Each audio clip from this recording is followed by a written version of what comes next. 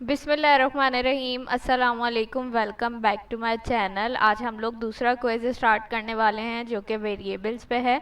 तो स्टार्ट करते हैं, बिल्कुल भी टाइम वेस्ट नहीं करेंगे। मैं इसको थोड़ा सा जूम कर देती हूँ। पहला क्या कह रहा है, what is the difference between let and const in TypeScript. तो ये बहुत ही इजी सा क्वेश्चन है, आप सबको ही पता है कि लेट और कॉन्स्ट में क्या डिफरेंस है। वेरिएबल जो लेट से हम बनाते हैं वो क्या होता है, रीअसाइन हो सकता है, जबकि जो कॉन्स्ट वाला वेरिएबल होता है हमारा वो रीअसाइन नहीं होता है, वो कांस्टेंट होता है। तो इस हिसाब से हमारे पास ये दूसरा वाला ऑप्शन क्या है, राइट है, सही है। उसके बाद यहाँ पे आ जाते हैं, एक मिनट जूम कर लेते हैं थोड़ा सा। कह रहा है what will be the output of the following type script code. सही है, तो ये हमें थोड़ा सा ब्लर हो रही है पिक्चर। एक वेरिएबल है, लेट के कीवर्ड से बनाया है, लेट मैसेज जिसकी टाइप स्ट्रिंग है और उसके अंदर हमने वैल्यू क्या असाइन की है, हेलो। फिर उसी वेरिएबल को रीअसाइन करके हम क्या कर रहे हैं, उसके अंदर नंबर दे दिया हमने। तो ये चीज़ मैं पिछले क्विज में क्लियर कर चुकी थी कि आपने अगर एक वेरिएबल बनाया है स्ट्रिंग टाइप का तो रीअसाइन करते हुए भी आपको टाइप स्ट्रिंग ही रखनी पड़ेगी, आप उसके अंदर नंबर बूलियन नहीं दे सकते। लेकिन अगर आपने टाइप नंबर रखी थी तो रीअसाइन करते टाइम आप नंबर ही देंगे, तब आप स्ट्रिंग बूलियन नहीं रख सकते। और अगर आपने वेरिएबल बनाते टाइम टाइप जो है वो बूलियन रखी थी तो रीअसाइन करते टाइम भी आपको बूलियन ही रखना पड़ेगा, ट्रू या फॉल्स देना पड़ेगा। तो ऐसी सिचुएशन में जहां आपने वेरिएबल स्ट्रिंग बनाया था लेकिन रीअसाइन करते टाइम आप उसके अंदर जो वैल्यू दे रहे हैं वो नंबर्स में है, तो यहाँ पे क्या होगा, आपके पास कंपाइल टाइम एरर आ जाएगा। उसके बाद हमसे कह रहा है which of the following statements is true for var let and const in TypeScript. इन तीनों के बारे में पूछ रहा है। अब तीन स्टेटमेंट्स दी हुई हैं, इसमें से आपके पास ट्रू कौन सी है, सबसे लास्ट वाली, var is function scoped while let and const are block scope. ठीक है, तो लेट और क्या होता है कॉन्स्ट में आपके पास, वेर में तो आप एक नेम से कितने वेरिएबल्स बना लेते हैं, लेकिन लेट और कॉन्स्ट में ऐसा नहीं होता। लेट में भी आप जब सेम नेम से दूसरा वेरिएबल बनाने लगते हैं तो आपको एरर दे देता है ब्लॉक स्कोप का। उसके बाद कह रहा है what is the output type of null in TypeScript. आप जब भी वेरिएबल बनाते हैं उसकी टाइप अगर नल देते हैं ना, तो आप टाइप ऑफ से उसकी टाइप चेक करके देखिएगा, आपको ऑब्जेक्ट देगा वो हमेशा। ठीक है, तो ये चीज़ आपने याद रखनी है कि नल की जो टाइप ऑफ है वो क्या होगी। जब भी आप टाइप ऑफ, जैसे आपने एक वेरिएबल बनाया और टाइप ऑफ का यूज़ मैं बता चुकी हूँ, console.log पैरेंथीसिस के अंदर टाइप ऑफ लिख के अगेन पैरेंथीसिस लगाएं और अपने वेरिएबल का नेम लिख दें जिसकी आप टाइप चेक करना चाह रहे हैं, तो आप देखिएगा आपको ऑब्जेक्ट ही रिटर्न करेगा ये। उसके बाद हमसे कह रहा है what will be the output of the following type script code. इसको थोड़ा सा जूम करते हैं।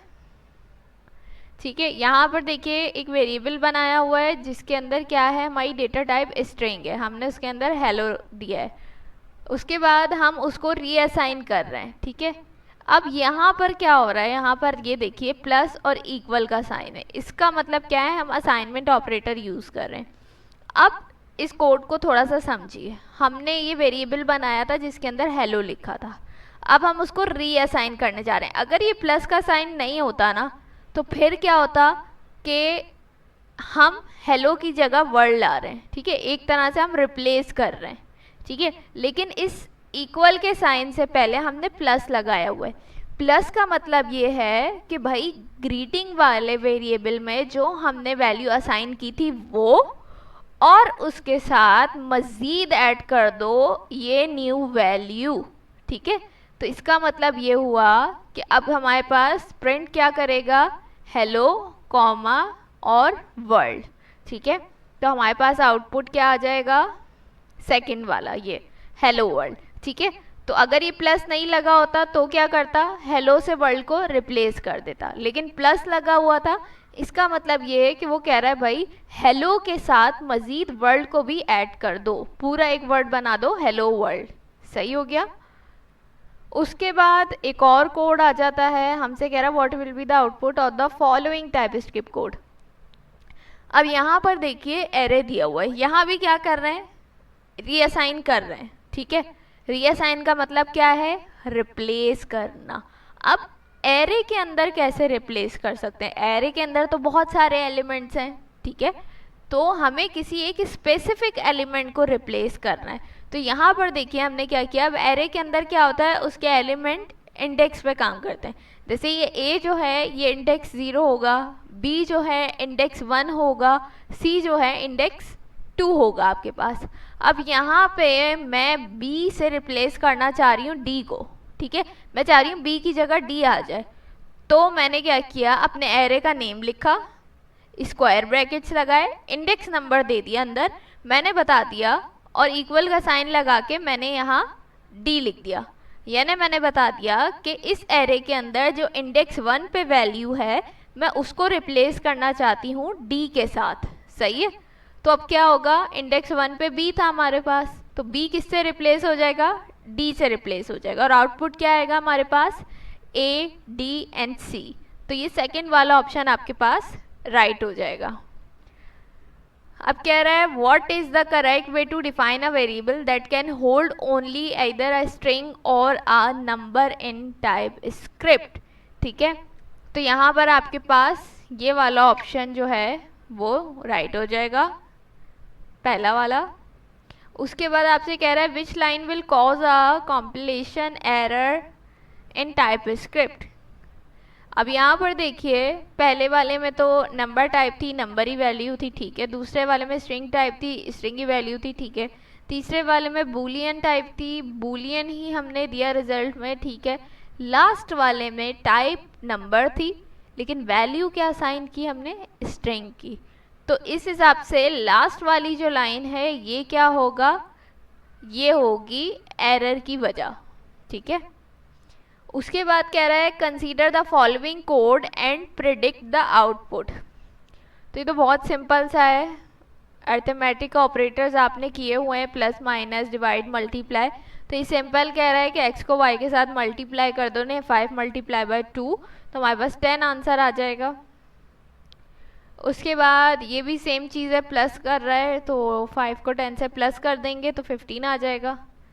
फिर कह रहा है what will be the output of the following type script code. अब ये सवाल बहुत इजी है लेकिन इसमें ही बहुत ज़्यादा गलतियाँ होती हैं एग्जाम में। इस टाइप का आपके पास कोई क्वेश्चन आ जाएगा और जल्दबाजी में आपने पढ़ा कॉन्स्ट वैल्यू, वैल्यू असाइन किए 42, रीअसाइन करके 50 कर दी, console dot log value, output 3 option दिए, 42 आएगा, 50 आएगा या कंपाइल टाइम एरर। आप बोलेंगे भाई रीअसाइन कर दी ना, टाइप ऊपर भी नंबर थी नीचे भी नंबर थी, और वैल्यू ऊपर भी नंबर असाइन की थी नीचे भी रीअसाइन नंबर ही किए, तो 50 होगा आंसर। आप 50 करके चले जाएंगे और आपका ये गलत हो जाएगा सवाल। क्यों? क्योंकि आपने यहाँ पे हाजिर दिमाग रख के देखना है कि आपका वेरिएबल कौन से कीवर्ड से बना है। अगर तो ये लेट से बना होता तो आपके पास 50 आंसर आ जाता, लेकिन ये देखिए किससे बना है? कॉन्स्ट से बना हुआ है, और कॉन्स्ट वाले वेरिएबल हमारे पास क्या होते हैं? रीअसाइन नहीं होते, वो कांस्टेंट होते हैं।